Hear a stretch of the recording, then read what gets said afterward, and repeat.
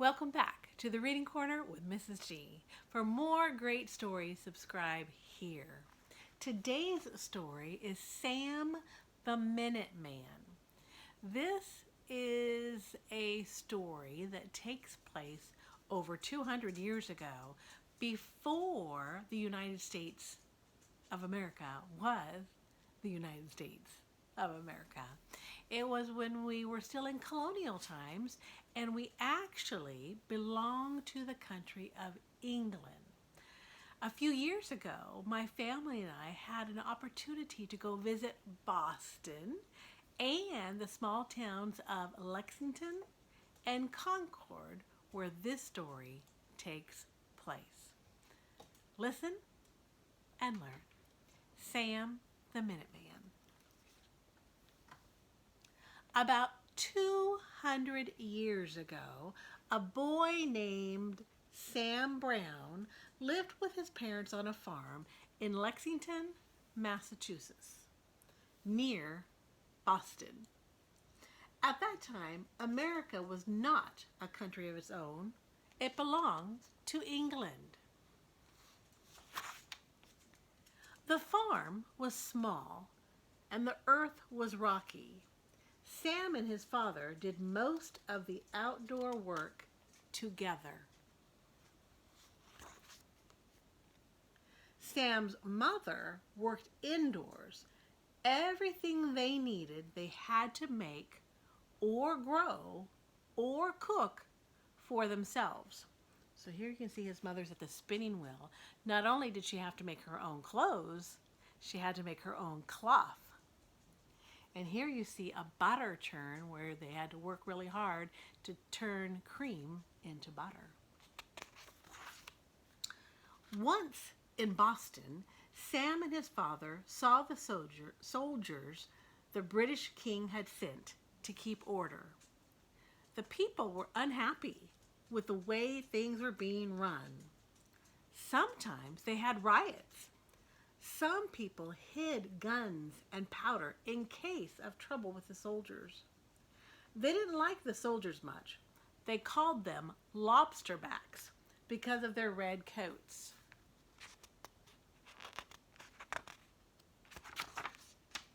On their way home, Sam asked, "What do these soldiers want?"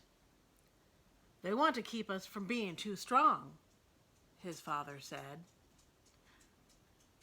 "They are afraid of us." "That makes us even," said Sam. "I'm afraid of them." One night in early spring, Sam was awakened by the sound of church bells ringing. "What's this?" he thought. "It can't be Sunday yet." Do you know what it was? Have you heard of Paul Revere's Ride, where he rode and warned the people? Sam went to the window. In the darkness, he could see men running. They seemed to come from everywhere. He heard the voices of his father and his mother. His mother sounded frightened.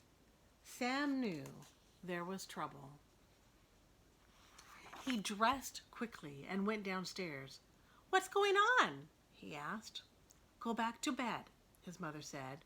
"No," said his father. "We need everyone we can get." His father was a Minuteman, which meant he had to be ready for trouble in a minute's notice. "Get your gun, Sam," he said. "Why?" asked Sam. "What's happening?" "Nobody knows for sure," his father said. "The British have left Boston and are coming this way." "Who told you?" asked Sam, hoping it wasn't true. "Paul Revere," said his father. "Now, get your gun."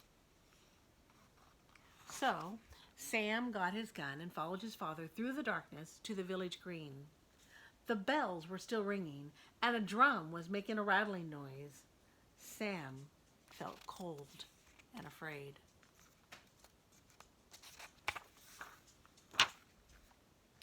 Captain Parker, the head of the Minutemen, told them to line up near the meeting house.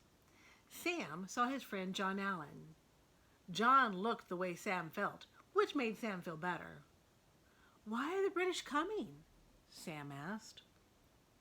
"They want the guns and powder hidden in Concord," said John. "They have to come past here to get them." Slowly, it began to get light. The drums and the bells stopped.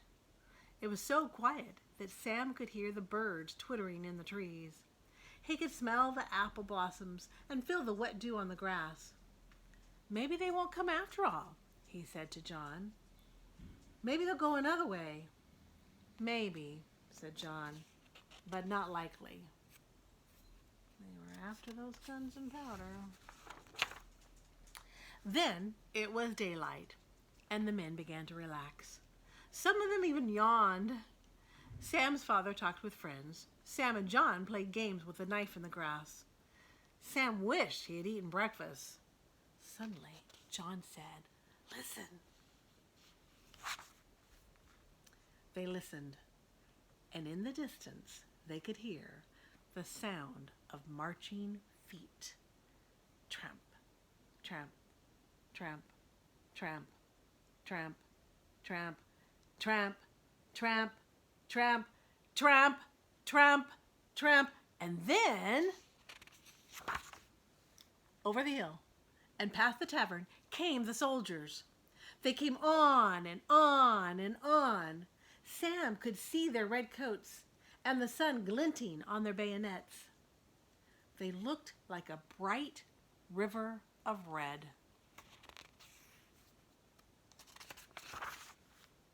As they came closer, Captain Parker tried to count them.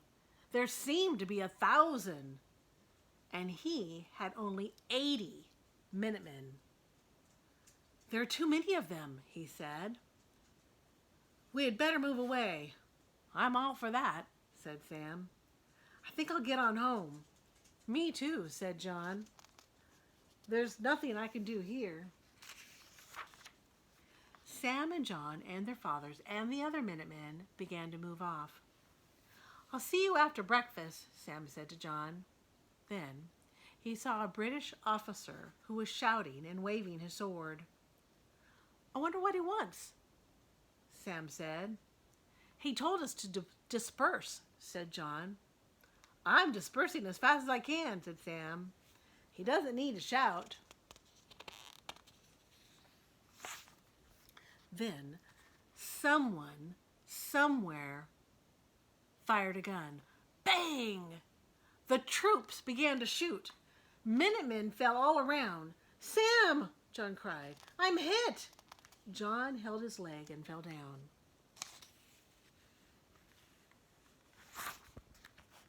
The British officer made his troops stop shooting and got them back in line.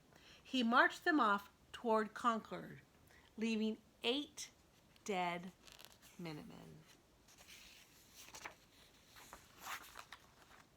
Sam and his father helped John's father take him home.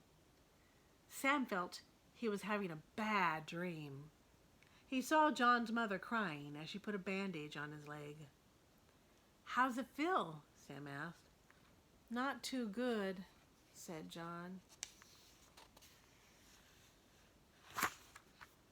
When Sam and his father got to their house, all Sam's fear changed to anger. "How did they dare do that?" he cried. "If they come back, I'll shoot them, every one." "Be quiet," his father said, washing the grit and powder off his face. "You may just have that chance." "He will not," said his mother. "He doesn't leave this house again."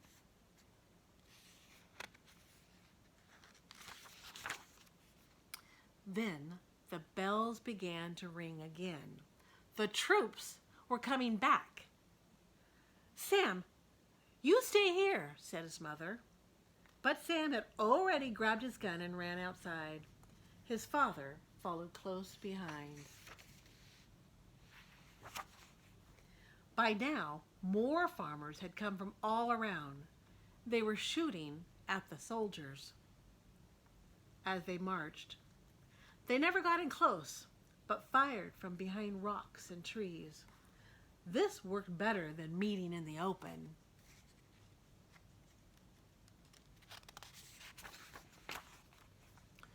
Then more British troops came out from Boston. For a while, the battle was quite heavy.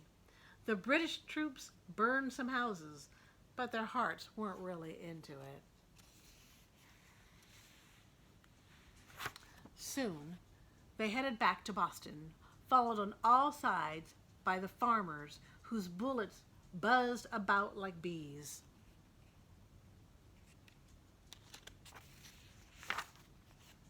Late that night, Sam and his father got back home.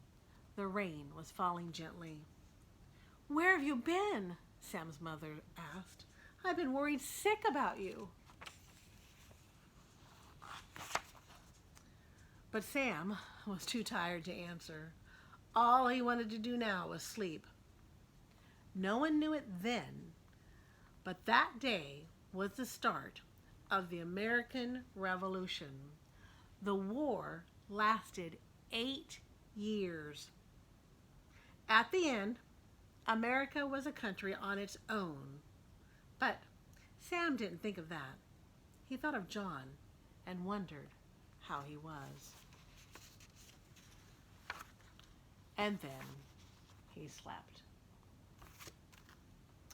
And that was the beginning of the American Revolution, where we fought against the soldiers of England or Great Britain, and we wrote the Declaration of Independence, where we became independent of another country, and we became our own country, the United States of America. Check out your history of how we became a nation. God has blessed us. See you next time in the Reading Corner with Mrs. G.